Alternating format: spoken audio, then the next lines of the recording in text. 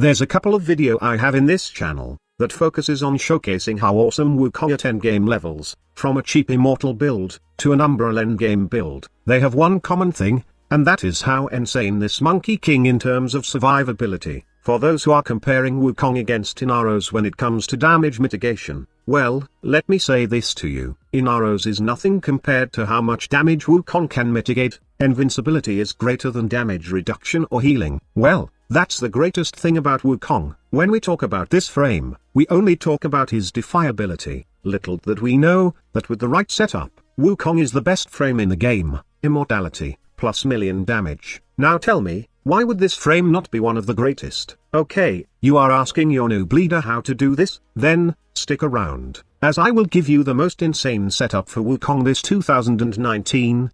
Now, we could just focus on his defiability, pick a good endgame weapon, and call it a day. However, that's not the true power of the Monkey King. It's more fun to both take advantage of his immortality, and Iron Staff. Yes, his Iron Staff can reach million damage, just like what you have seen on my community post, and here's how you do it.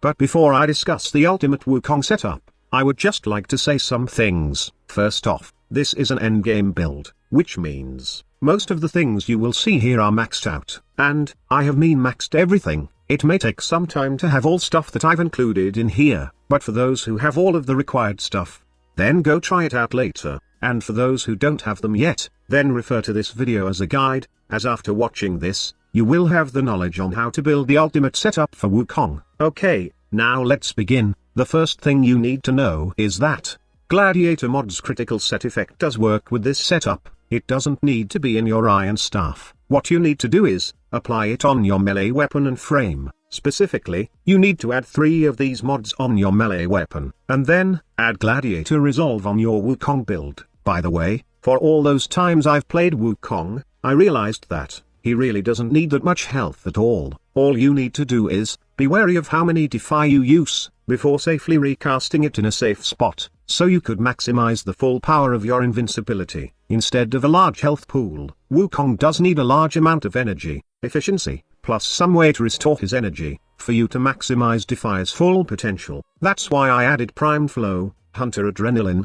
and Fleeting Expertise on the mix. Efficiency does affect the energy activation cost of Defy, so it is wise to lessen that activation cost, so we can conserve the needed energy to activate it again. In addition, Fleeting Expertise does also helps us maintain our 4th ability, Primal Fury. Okay, now let's get back to discussing about the damage of this setup, as I think I was able to explain the survivability part clearly. So anyway, as I've said, we will be including the Gladiator mod set effect to increase the damage of our Iron Staff, but that's not all we need. We also need Arcane Avenger, and then the Primal Rage Augment, to further increase our Primal Fury's critical chance. Yes, what we are aiming here is to achieve red critical numbers. With this Arcane, plus the amount of crits that Primal Rage gives, then the 4 Gladiator mods, we can achieve red crits at 3 times combo multiplier. By the way, I did add Transient Fortitude on the mix, to increase the critical chance per kill of Primal Rage. With the amount of power strength I have, I will gain 15% critical chance per kill,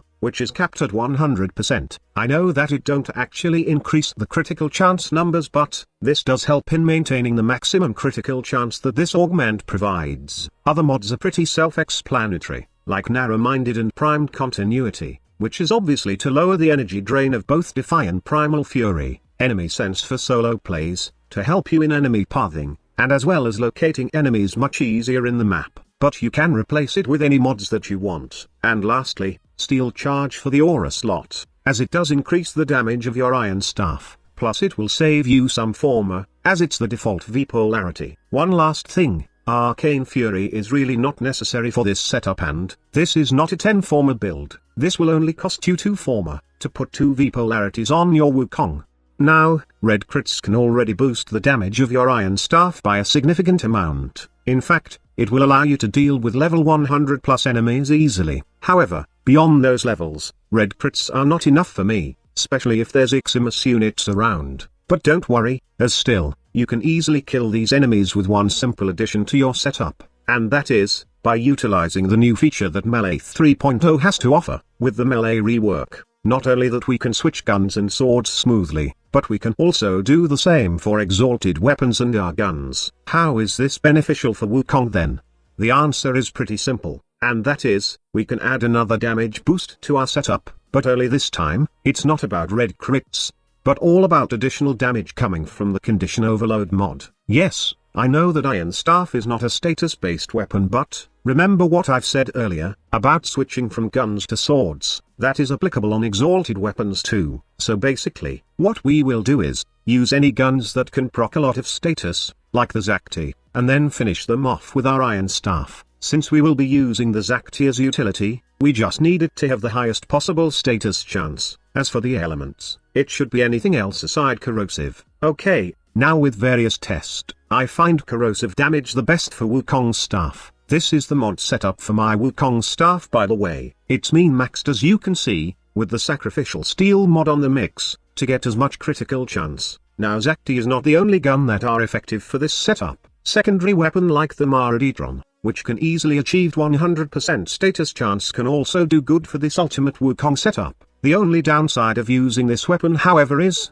it has no many area of effect feature that the Zakti has, and it's not that ammo effective as the Zakti, but still, it's a good option.